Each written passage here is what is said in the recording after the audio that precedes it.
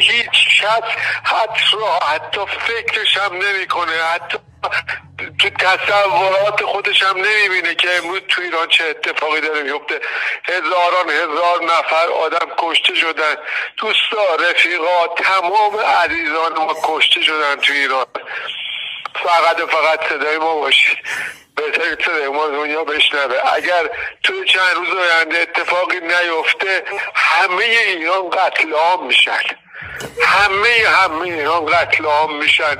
به خدا نمیخوام اغراق کنم ولی واقعا وضعیت وحشتناک و خفقانه. فقط باید از بیرون کمک بشه.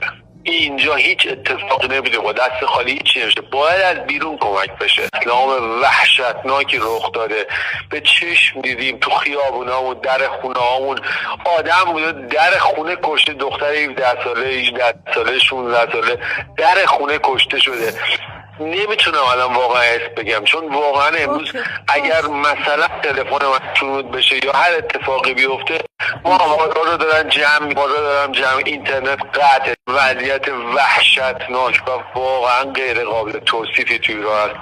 اگر صدای منو میتونید پخش کنید تو شبکه، تو واقعا پخش کنید، تو واقعا داره جنایت جنگی، جنایت علیه به قول گفتنی بشریت توی ایران اتفاق میفته. میگن 12,000 نفر، نمیدونم 10,000 نفر، بیزن شوخی در برابر چیزهایی که ما به چشم نمیشه اصلا گفت که چه جنایتی دارن تو ایران میکنن.